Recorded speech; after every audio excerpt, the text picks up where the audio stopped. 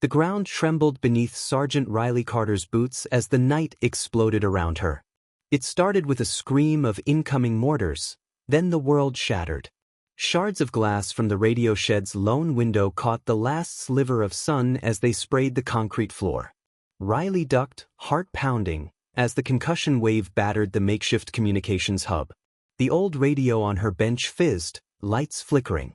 Her hands, stained with oil and solder, flew to shield her head as grit and dust rained down. The barrage lasted only a few seconds, but it felt like forever. When silence finally returned, Riley's ears rang, her breath shaky. She forced herself up, knees trembling. Overhead, the bulbs swung on their wires, casting frantic shadows over the chaos of the room. Half-gutted transmitters, mounds of wire, a battered teddy bear hanging from a nail, her good luck charm from home. She barely had time to check her bleeding knuckles before the radio burst to life. Static. A burst of garbled voices. Panic, the kind that cuts straight to the bone. Echo 1. Come in. Craft. Need support. Repeat incoming. Riley snatched the microphone, her voice as steady as she could make it. Echo 1, this is Outpost Delta. Sit tight, help is coming. Can you read me? The silence that followed was heavier than the dust. She scanned the frequency band, hands moving by memory. The world outside rumbled with distant artillery. Through the open door, she glimpsed the medics sprinting for the bunker, cradling someone limp and bloody. She should have been used to this by now. 2 years in country, and Riley could fix almost anything with a circuit board. Broken radios, shot-up drones, even a jury-rigged coffee maker. But what she couldn't fix was the mounting dread every time the mortars started. That was something she soldered inside herself, where no one else could see. Lieutenant Torres, her team lead, burst in, wild-eyed. You good? He shouted, glancing around for casualties. Riley forced a grin, brushing glass off her fatigues. Still kicking, sir. The radios took a beating. I'll have to bypass the relay, but I can patch it. We're not going silent tonight. Make it fast. Command wants updates every 10 minutes. His voice was tight, but there was respect there. Riley was the best comms tech in the sector, and everyone knew it. As Torres hurried out, Riley's gaze caught on the photo taped above her workbench. It was creased and sun-faded, the edges curled. Her and Jamie, in a world before this one, laughing in the rain, arms around each other, faces so full of light she could hardly recognize herself. Jamie's last letter was still in Riley's pocket, the words memorized. Come home safe, Don't be a hero. Outside, the evening was thick with dust and fear. The outpost was little more than a scarred huddle of concrete and sandbags, radio masts clawing at the sky. Somewhere, a dog barked, startled by the fresh attack. The sun dipped below the hills, setting the world on fire for one impossible moment, orange and gold and utterly indifferent to the chaos below. Riley ducked back into her work. The battered radio was a mess, wires scorched, antenna mangled. She pulled the soldering iron from its cradle, working by the thin light of her headlamp. Her hands remembered what her mind tried to forget: how to fit broken things back together, how to make something sing from static and silence. A kid from Supply, Private Dalton, appeared at her elbow, wide-eyed and shaking. Sarge, is it true they're pushing through the eastern line? Riley paused, wiped sweat from her brow, and offered the softest smile she could. Dalton reminded her of her brother. A little too eager, a little too scared. We'll know soon. Pass me that spool of wire? Thanks. She watched Dalton fumble, desperate to be useful. She'd seen too many like him. Some made it. Some didn't. The comms system came alive with a burst of feedback. Then, finally, a clear voice. Outpost Delta, this is Bravo 7. Route clear for medevac. Repeat, route clear. Riley let out the breath she'd been holding.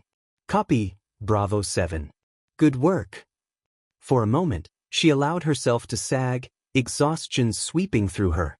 She thought of Jamie's letter, of her mother's last voicemail, of the home she barely remembered. A house by the sea, radios whispering old love songs at night. She blinked hard, refusing to let the ache show. Torres's voice cut through her reverie. Riley. Command wants a stat. She straightened. On it, sir. As she keyed the mic, Riley caught her reflection in the darkened window, freckles dusted with grime, hair escaping her bun, eyes sharp and alive. Beautiful, some said. But here, beauty meant nothing. Here, only the work mattered, the lives held together by copper wire and hope. A rumble in the distance. More mortars, or just thunder? Hard to tell anymore. Riley finished her report, words clipped and professional, and set the mic down. She took a shaky sip from her canteen. Out in the darkness, the world waited, balanced on a razor's edge. She fixed radios, not missiles. That's what she told herself. That's what everyone told her. But as the sun finally gave way to night, Riley had a feeling. A crackle in the air, a pressure behind her eyes. Tonight, things were going to break, and it would take more than wire and solder to put them right. She reached for the battered teddy bear, thumb brushing its faded tag, and closed her eyes. One more day. One more night. One more life to hold together. Outside, the radios began to hum again. Inside, Riley steadied herself for the storm to come. The sky was bruised purple when Riley Carter stepped out of the comms shed, blinking dust from her eyes. The shelling had stopped for now, only the distant cough of a machine gun, some lonely dog barking, and the static of 1,000 broken radios filled the night. She drew in a shaky breath. The outpost, battered but standing, seemed to exhale with her. On the edge of the yard, medics carried Private Lopez on a makeshift stretcher, his arm bloodied and limp. Riley watched, heart heavy. She didn't know him well, but she knew the pain in his mother's voice from a call home, heard through thin plywood walls 2 nights before. Another kid hurt, another family thrown into the chaos of waiting. In moments like this, she wished she could fix more than just radios. A familiar whistle cut through the quiet. Corporal Ace Mendoza, her partner in comms and bad jokes, ambled over, boots scuffing the sand. "You're alive, Carter. I win the pool." She smiled, grateful. "The secret is I duck lower than you do." Ace grinned, dark eyes flashing. He was a lifeline out here. A quick wit, a steady hand, someone who could tease the edge off terror. "You coming to mess tonight?" They found some cheese. Real cheese. Or something pretending to be. Riley's stomach twisted at the idea of food, but she nodded anyway. Wouldn't miss it. They crossed the yard together, passing groups of soldiers hunched over phones and ration packs, trading photos and war stories. Every face carried shadows. Some tried to hide it with laughter, others just stared at the sky. Riley noticed Dalton, the nervous kid from earlier, clutching a care package from home. Cartoon bandages, chocolate, a lopsided drawing from a niece or nephew. Inside the mess tent, the lights hummed, and the air was thick with the smell of burned toast and something vaguely synthetic. Riley slid onto a bench across from Sergeant Olivia Beck, the medic. Beck's eyes were rimmed red. She'd just lost another patient the night before. "How's the arm, Liv?" Riley asked quietly. "Hurts like hell," Beck said, managing a crooked smile. "But at least it means I still have one. That's something." They ate in silence, chewing rubbery pasta. Outside, the generators droned like angry bees. Every so often, someone would shout, "Mail," and a brief cheer would ripple through the tent, cutting through the fatigue. After dinner, Riley wandered back to her shed. She found Dalton there, shoulders hunched, staring at a broken handheld radio as if it might bite him. "You ever fix one of these?" he asked. Riley nodded. "Let's do it together." They sat on the floor, legs crossed, tools spread out. Riley talked him through each step, unscrewing the case, checking the power lines, testing the mic. Her hands worked by habit, but her words were gentle and slow. She told stories of her first radio back home, her father's basement humming with static and possibilities. Dalton smiled, just a little, as the static faded and a distant broadcast came through. Some DJ from back home, crooning about summer rain. "You make it look easy," Dalton said, awe and longing mingled in his voice. "Nothing's easy out here," Riley replied, her gaze distant. "But you find what you can fix, and you do your best." After Dalton left, she sank back against the wall, letting the hum of electricity fill the silence. That's how Ace found her, later, holding the battered teddy bear in her lap. "Story time," he teased but softly. She smiled weird. "What do you want to hear?" "Why you signed up," he said. "I bet it wasn't the food." She hesitated, fingers tracing the bear's worn ear. "Jamie, my sister, she was always braver than me. She did Doctors Without Borders. Saved people, really saved them. When she died, I wanted to do something. Not be afraid all the time." Her voice was barely a whisper. "Radio seemed safe. I thought maybe I could keep people connected, keep them alive. But there's never enough, is there?" Ace's face was somber in the dim light. "You're braver than you think, Carter. Most of us are just pretending."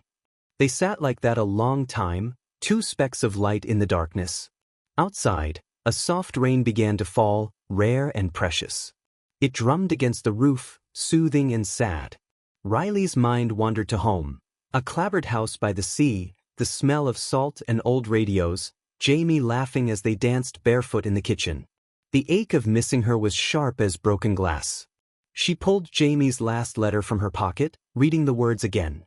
"Don't be a hero, Come home." The rain faded. The night returned, still and thick. Riley checked the radio bands, listening to snatches of Russian, Farsi, and English, each voice a thread in a vast, tangled net. Something felt off, tiny gaps in the chatter, stray bursts of static where there should be voices. Unease prickled along her spine. She stood, stretching her aching back. Before heading to her bunk, she walked the perimeter, nodding to sentries huddled in rain ponchos, rifles across their knees. She felt the tension in every wary glance, every jump at a distant boom. In the darkness, she paused by the wire fence. The outpost lights threw weird shadows over the mud, making the night seem full of secrets. Far off, somewhere unseen, thunder rolled. Or maybe not thunder at all. She fixed radios, not missiles. But the air was thick with the promise of things about to break. As she turned to leave, a flicker of movement caught her eye, a moth fluttering against the fence, drawn to the glow. Riley watched as it struggled, wings battered, until finally, it slipped free, vanishing into the darkness. She smiled softly, hope threading through her fear. Tonight they were still here. Still holding on. She made her way to her bunk, boots muddy, hands dirty, heart a little lighter for the quiet between the cracks. The darkness pressed heavy against the outpost, as if the world itself was holding its breath. Most of the soldiers had bedded down in whatever quiet corners they could find, on cots, under desks, curled up with boots on and rifles nearby. Riley Carter lay awake, listening to the hum of the generator and the intermittent chirp of crickets, her eyes tracing the faded stars through the window. The night was always hardest. That was when the memories crept in, the ones she could keep at bay during the busy daylight hours. Jamie's laugh, their mother's lullabies, her father's big, calloused hands. The first time she'd heard static crackle to life and realized she could connect to something bigger, farther away. Tonight, though, the radios were restless. The airwaves, usually a low background murmur, seemed on edge, snatches of voices, urgent bursts of code, then silence. Riley sat up, rubbed her eyes, and went to her desk, unable to shake the feeling that something was wrong. She scanned the bands, tuning past the usual suspects. There, a stutter of static, then a voice, barely audible. At first, she thought it was just a weather report, a stray broadcast. Then she heard it again, her own call sign, repeated in a desperate, cracking whisper. "Come in, this is Whiskey repeat Whiskey 23. Riley's heart lurched. Whiskey 23 was a recon unit, a small squad sent out 2 days ago, with Private Dalton among them, eager to prove himself. She hadn't realized they hadn't checked in tonight. No one had. She adjusted the gain, straining to hear. The transmission was jumbled, layered with panic and heavy breathing. Meat extraction supplies gone. They're all around us. She snatched the mic. Whiskey 23, this is Delta. I read you. Say your location. Say your numbers. Over. The response was broken, choked with fear. 5 left. Ammo low. We're at the old riverbed, marked on your grid as Charlie Red 2. Please, we can't. A burst of gunfire, screaming, and then only static. Riley's skin prickled. She fumbled with her headset and ran for the command post, nearly colliding with Ace in the doorway. "Carter," he whispered, alarmed by her urgency. "Dalton's squad. They're trapped. They're not gonna make it unless." He nodded, all humor gone. "Go." Inside the command tent, Lieutenant Torres was hunched over a map with a pair of grizzled sergeants, eyes red-rimmed from too many sleepless nights. "Sir," Riley said, trying to keep her voice steady. "I just picked up a distress call from Whiskey 2-3. They're cut off at Charlie Red 2. 5 left. They need immediate support." Torres didn't even look up. "There's nothing we can do tonight. All units are pinned. That sector's crawling with hostiles. We'll re-evaluate at dawn." Riley felt her throat close. "Sir, that's 6 hours. They won't last." He glared, voice harsh and tired. "I said stand down, Sergeant. You are not to leave this base. That's an order." She wanted to scream. Instead, she swallowed hard and backed out, fists clenched. Ace was waiting outside, eyes searching her face. "They're just gonna let them die," Riley said, voice shaking. He touched her arm, grounding her. "We can't break orders." She wanted to argue, to rage, but she knew the truth. If she left the base without permission, she risked a court-martial. More than that, she risked getting others killed. But if she stayed, if she did nothing, 5 lives would be snuffed out. Dalton's face flashed before her eyes, hopeful, terrified, looking to her for help. Riley stumbled back to her shed, mind racing. The night seemed to close in, oppressive and silent. She sat at her bench, staring at the lifeless radio in her hands, and let herself feel the full weight of her choices. Jamie's words, as always, haunted her. "Don't be a hero, Ree. Come home." She closed her eyes, the ache sharp and cold. She remembered Jamie's last day, her stubborn courage. She remembered all the broken things she'd fixed, all the times her hands had saved lives, not with a gun, but with a wire, a word, a signal. She couldn't just do nothing. Not tonight. Riley stood, suddenly sure. She rummaged through her gear, grabbing spare batteries, a med kit, a sidearm she rarely carried, and a battered transmitter, her own custom build, stronger than any army-issue junk. She scribbled a quick note for Ace, "Going out. Cover me if you can." At the door, she hesitated. Her hands shook, but her resolve was iron. She took Jamie's letter, folding it into her breast pocket, and clipped the teddy bear to her pack. The base was dark and quiet, guards moving in tired patterns. Riley slipped through the shadows, heart thundering, every sense on high alert. She made her way to the perimeter, ducking behind sandbags and trucks. At the last checkpoint, Ace was there, eyes wide. "I'm not letting you go alone," he whispered. "Ace," she started. He shook his head. "Shut up. You'll need someone who can shoot straight." Riley felt a fierce, terrified gratitude. "Okay," she breathed. They moved together, silent as ghosts, slipping past the wire and into the pitch-black night beyond the safety of the outpost. Every step was risk, every breath an act of defiance. As they crept along the old riverbed, Riley clicked on her radio. "Whiskey 2-3, this is Delta coming for you. Hold on." No response, just the distant echo of gunfire, a prayer cast out into the void. She fixed radios, not missiles. That was what she always said. But tonight, as the darkness pressed in and the world seemed impossibly vast and empty, she realized she was willing to break. Just this once, to keep someone else from shattering forever.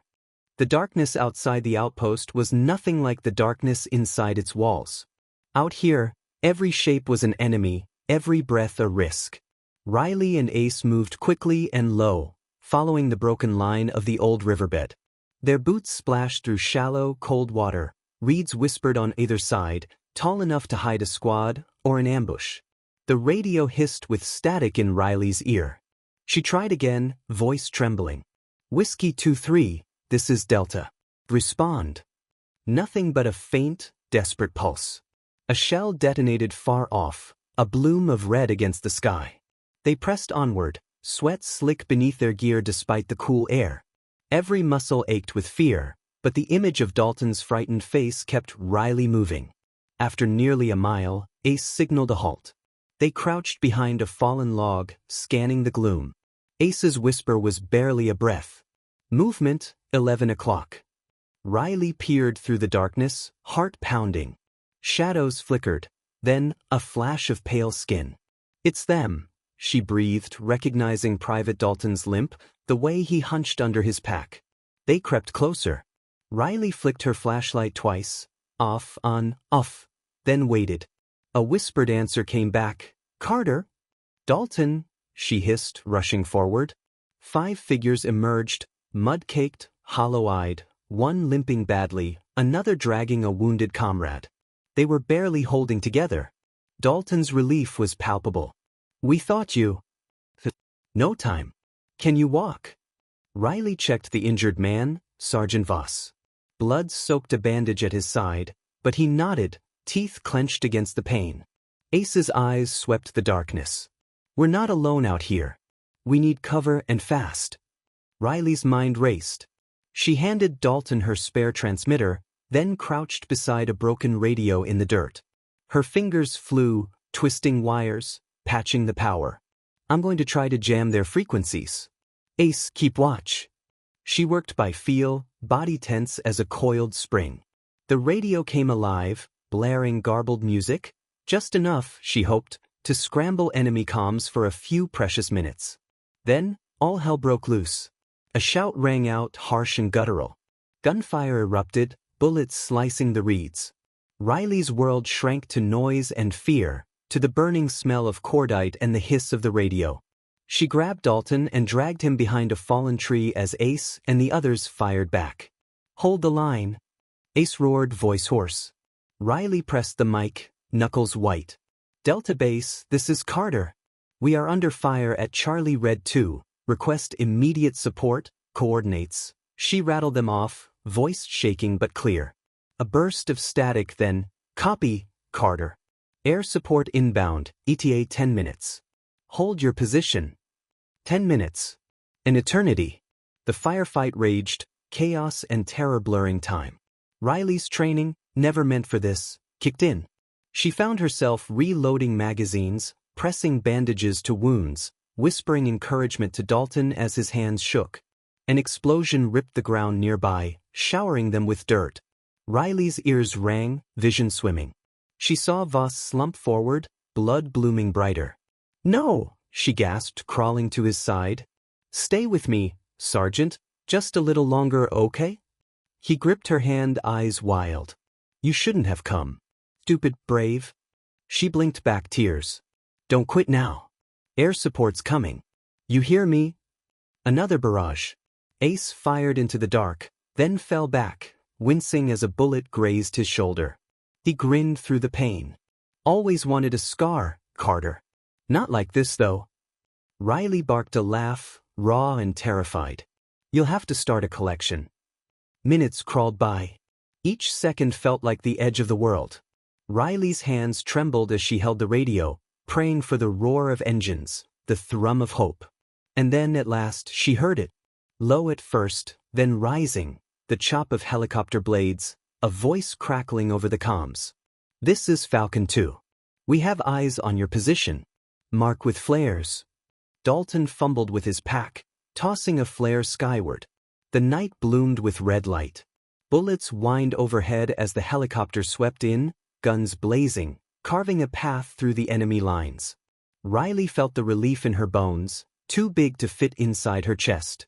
She shoved Dalton forward, dragging Voss with Ace's help.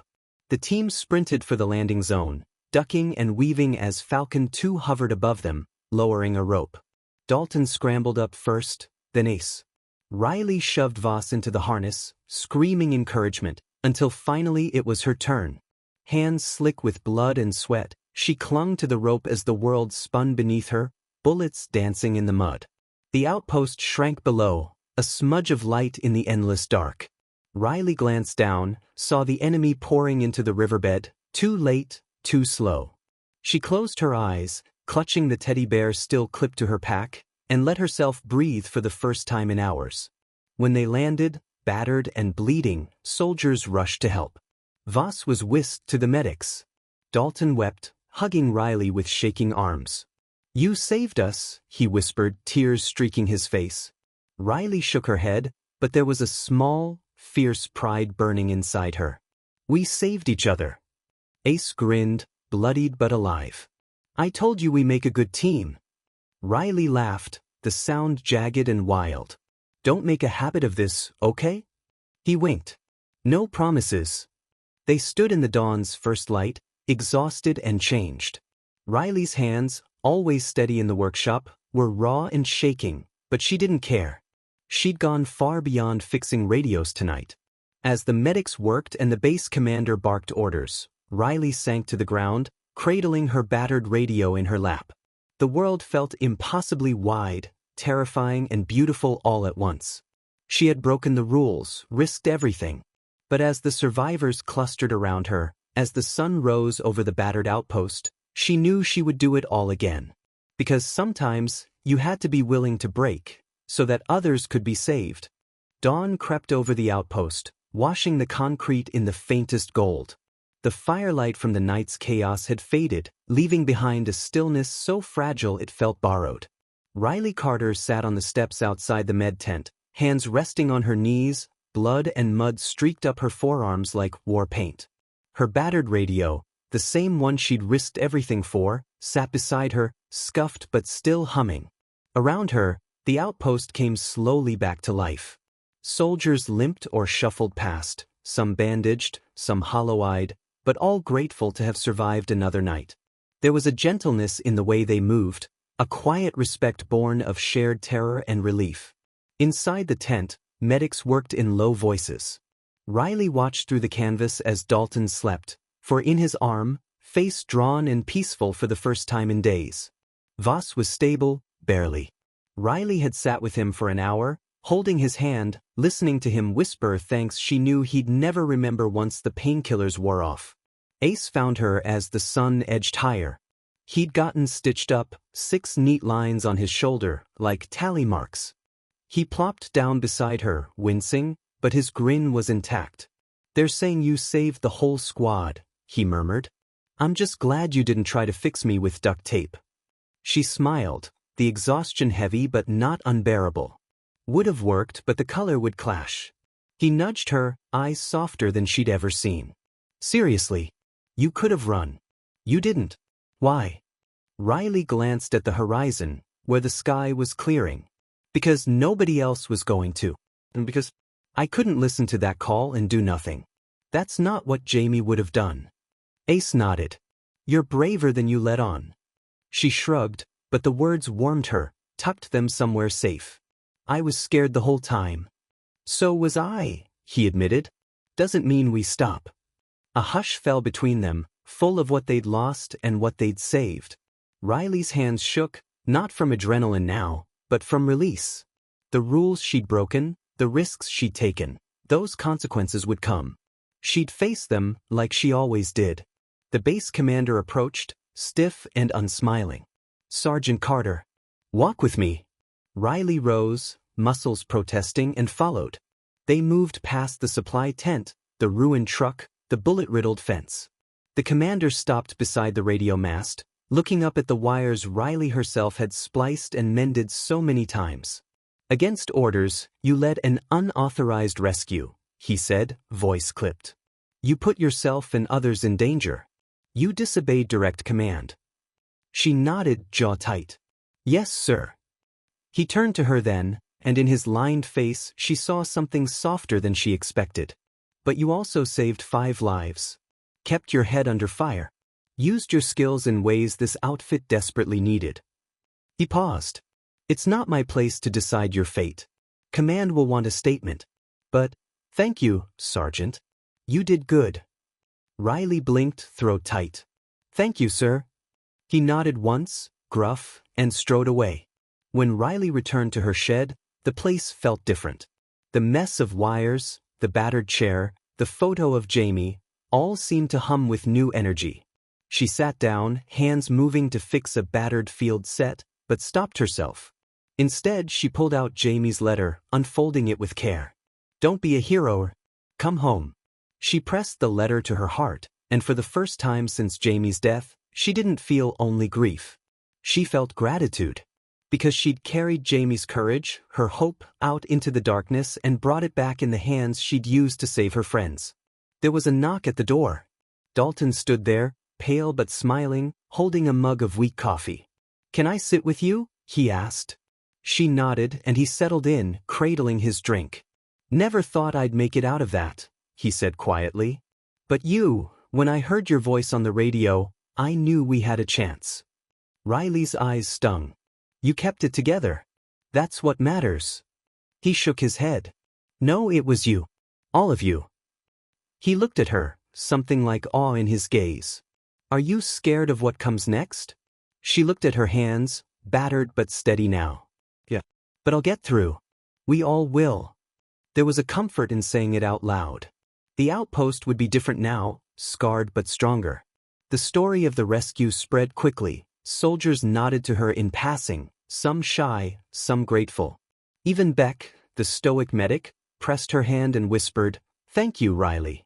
You gave us hope last night." Night fell soft and warm, the air full of distant laughter and the hiss of radios carrying signals home. Riley settled at her bench, fixing what could be fixed, letting what couldn't be rest. The teddy bear dangled from its nail, a sentinel against the dark. In the quiet, a new message crackled through the radio. A simple hello, a mother's voice, a child's laughter from somewhere far away. Riley smiled, feeling every heartbeat, every moment, as a gift. She was still scared. The war wasn't over. But she knew now that sometimes, doing what's right meant stepping beyond the rules, trusting your hands, your heart, and the voices calling out in the night. As she tuned the radio, catching signals from beyond the horizon, she thought of Jamie and of all the ones who'd never made it home. She sent a silent promise out into the world. "I'll keep listening. I'll keep trying. For you, for all of us." The night was no longer silent. And Riley Carter, the woman who fixed radios, had become so much more.